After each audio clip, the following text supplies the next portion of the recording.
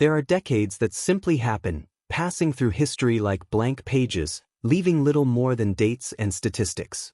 And then there are those that shape entire generations, that imprint on the collective psyche marks so deep that even today, decades later, we can feel their echoes reverberating in our minds.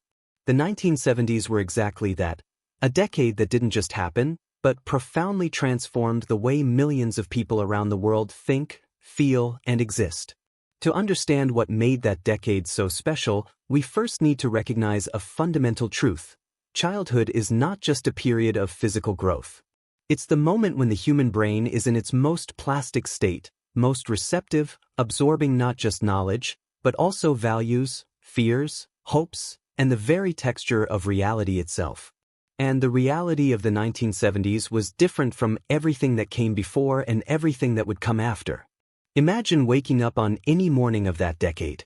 There's no digital alarm on your phone because phones are still those heavy things attached to the kitchen wall with a spiral cord that you pull while you talk. There are no notifications waiting for you, no bright screen demanding your attention.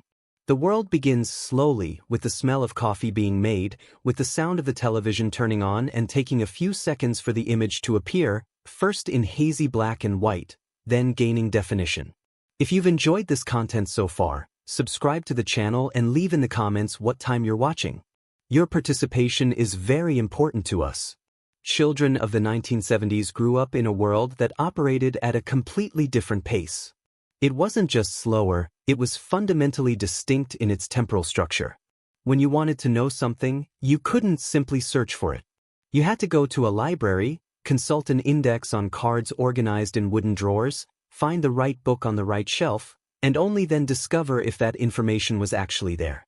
This process wasn't just an inconvenience, it was an education in patience, in persistence, in valuing knowledge for the effort required to obtain it. And this difference shaped minds in ways that go far beyond the obvious. When you need to wait an entire week to see the next episode of your favorite show, you learn something about anticipation, about delayed desire, about how waiting can intensify the experience. There was no way to binge-watch a series. You had to live with that suspense, talk about it with your friends at school, speculate about what would happen next. The experience was shared, temporal, collective in a way that simply doesn't exist anymore. The streets of the 1970s were different. They were spaces where children had more freedom of movement, reflecting the social norms of that era. It was common for children to spend time outdoors with greater independence. Communities were organized differently, with more interaction between neighbors. Although today we have greater awareness about child safety, back then there was a different philosophy about children's development. Trees were climbed, forts were built on vacant lots, bicycles were ridden through neighborhoods, all within the context and safety standards of that era. This wasn't negligence. It was a different philosophy of childhood, based on the belief that children need space to make mistakes, to face small challenges, to learn through direct experience supervised by responsible adults. And this relative freedom left a profound mark. People who grew up this way developed a sense of autonomy, of ability to navigate the world, of confidence in their own judgments that is qualitatively different from what we see in later generations. But there was another side to this freedom. The 1970s were also a decade of profound uncertainty. The Cold War was in full swing, and children grew up aware of the geopolitical tensions of the time.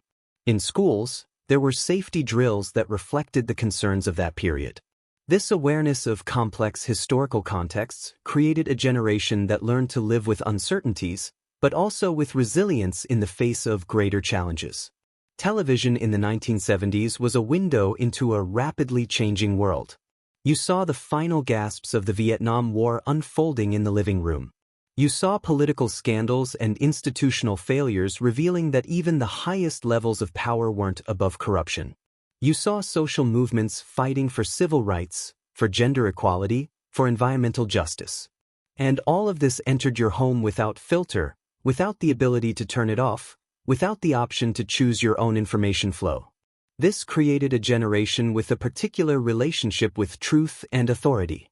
When you grow up witnessing events like political scandals and institutional failures, you develop healthy critical thinking, but also a certain awareness about the imperfections of systems. It's not complete cynicism, it's something more nuanced. The ability to question without completely losing hope, to criticize without giving up on the possibility of change. Music in the 1970s wasn't just entertainment, it was the soundtrack of a cultural revolution. From progressive rock to the birth of punk, from disco to reggae, there was an explosion of creativity and experimentation. And more importantly, music was something you had to actively seek out. There were no algorithms suggesting what you should listen to next. You discovered music through friends, through the radio, through stumbling upon a record in a store and deciding to risk your meager resources on that bet. This form of musical discovery created a deeper relationship with art. When you spend your savings on a record, you listen to it repeatedly, you force yourself to find value in it, you dive into each track, each lyric, each detail on the album cover. You don't simply move on to the next thing when the first 30 seconds don't impress you. And this translated into a capacity for commitment, for deepening, that extended beyond music. The technological environment of the 1970s may seem primitive by today's standards, but there was something profoundly formative in the limitation. When you had only 3 television channels, you learned to be content, to find value in what was available. When there were no complex video games, you invented your own games, created your own narratives. Creativity wasn't a luxury, it was a daily necessity. And there was something else, boredom.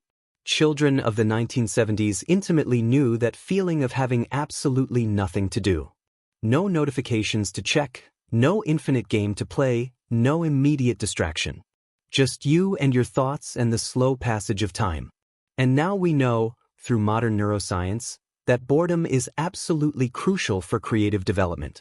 It's in moments of forced inactivity that the brain begins to make unexpected connections, to develop original ideas, to daydream in productive ways. Food in the 1970s also tells a story.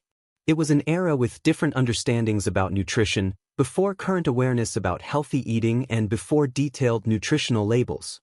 Eating habits reflected the knowledge of the time. But there was also an important connection with food through family rituals. Family dinners were routine, not the exception. Everyone sat at the table at the same time, turned off the television, talked. It was a daily ritual of connection that many modern families struggle to maintain. The educational system of the 1970s operated under different principles than today's. There were positive and negative aspects. On one hand, there was more freedom for teachers to adapt their teaching methods. On the other, there were fewer specialized resources and less understanding about different learning styles.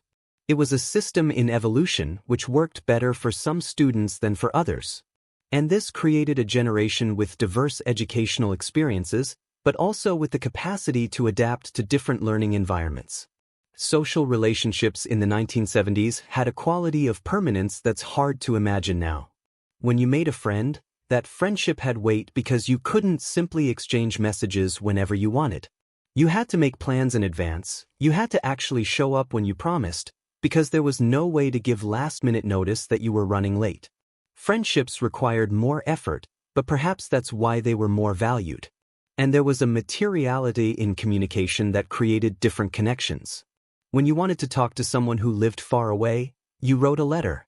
You picked up paper and pen, formulated your thoughts carefully because you couldn't simply erase and start over infinitely, put it in the envelope, bought a stamp, took it to the post office. And then you waited. Days, sometimes weeks, until you received a response. This forced slowness created a depth of communication, a reflection before speaking, that digital immediacy often eliminates. The concept of privacy was completely different in the 1970s. Not because people were more private, but because privacy was the default, not the exception. Your life wasn't documented in infinite digital photos. There weren't cameras everywhere, there weren't permanent records of every embarrassing moment. You could make mistakes, and those mistakes could simply disappear in time, not preserved forever on some server in the cloud. This created a freedom of experimentation, of trying new things, of being awkward and strange without fear that this would become part of your permanent record. You could reinvent yourself because you weren't tied to the version of you that existed last week. And this fluidity of identity, this capacity for change without documentation, allowed a type of psychological growth that's harder when every phase of your life is preserved and accessible. The 1970s were also a decade of cultural shocks. Traditional values were being questioned at all levels. Gender roles that seemed fixed for generations were being challenged. Family structures were changing, with divorces becoming more common, with more women entering the workforce, with more questioning about what constituted a normal family. Children growing up in this environment learned that the rules weren't as fixed as they seemed, that change was not only possible but inevitable. There was a particular energy in that decade, a feeling that anything could happen. Space exploration still seemed promising and exciting. Environmental movements were being born, with people beginning to recognize that perhaps we couldn't simply use resources indefinitely. There was a growing awareness that the future wouldn't just be a continuation of the past, but something radically different. And growing up with this awareness created minds prepared for change, for adaptation, for imagining different possibilities. But the 1970s also had their dark sides. It was a decade of economic crisis, of galloping inflation, of energy scarcity. There were lines at gas stations, there was uncertainty about whether there would be enough jobs, whether there would be enough resources.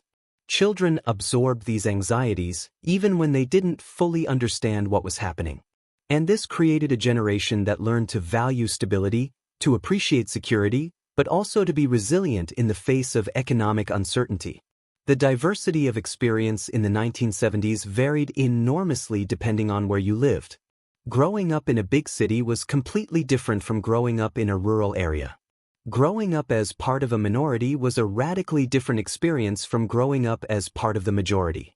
The decade was marked by continuous struggles for civil rights, for equality, for recognition. And these struggles shaped children's minds in profound ways, creating both an awareness of injustice and a hope that change was possible. What makes the experience of growing up in the 1970s so distinctive isn't just the specific events of the decade, but the unique combination of freedom and limitation, of possibility and restriction, of hope and uncertainty. It was a decade when the world was changing fast enough to be exciting, but slow enough that you could process the changes. It was an era without the informational overload that characterizes modern life, but also without the isolation of the pre-technological era. Minds formed in that environment developed particular capacities. A tolerance for ambiguity, because the world was changing and the answers weren't always clear. A capacity for self-entertainment, because distractions weren't constant and infinite. An ability to form deep connections, because relationships required more effort and were more valued. Mental resilience, because life had sharper edges and fewer safety protections. But perhaps most importantly, children of the 1970s grew up with a particular sense of agency. The world seemed malleable in ways it may not seem now. If you wanted to change something, you could go to the streets, you could organize, you could make noise and be heard. There wasn't the feeling that everything was already decided, that systems were too big to be influenced. There was a genuine belief that individuals could make a difference. This psychological mark persists decades later. People who grew up in the 1970s carry with them a certain way of thinking about the world. They have more ease with uncertainty, more comfort with change, more ability to find resources within themselves when external resources aren't available. They value authenticity in specific ways, having grown up in an era where constant curation of identity wasn't yet possible. They have a different relationship with time, with patience, with delayed gratification. Looking back at the 1970s isn't simple nostalgia. It's recognizing that different cultural and technological environments produce different types of minds, different ways of processing the world. It's not saying that one era is better than another, but recognizing that each leaves its particular marks. And the marks of the 1970s were profound, forming a generation with distinctive psychological characteristics that we can still observe today. There are important lessons in this understanding. It reminds us that our minds don't develop in a vacuum, but are profoundly shaped by the environments in which we grow up. It suggests that some of the anxieties and challenges we see in modern generations may have roots not in individual failures, but in environmental and cultural changes. And it invites us to think more carefully about what kind of environment we're creating for the developing minds of today. The 1970s left us more than memories. They left ways of thinking, of feeling, of being in the world that continue to influence how we live decades later. For those who grew up in that decade, these influences are an integral part of who they are. For those born afterward, understanding this legacy is to better understand the generation that preceded them and the forces that shaped the modern world. In the end, what makes this decade so significant isn't the specific events or particular technologies, but the unique moment in human history that it represented. It was an era of transition, captured between the old world and the new, between traditional forms of life and emerging possibilities. And in that transition, minds were formed in ways that left lasting marks, shaping not just individuals, but an entire generation that would continue to influence the world for decades to come. May we all, through the grace of the Lord God, understand how our experiences shape us and use this understanding to create richer and more humane environments for the generations that will come after us.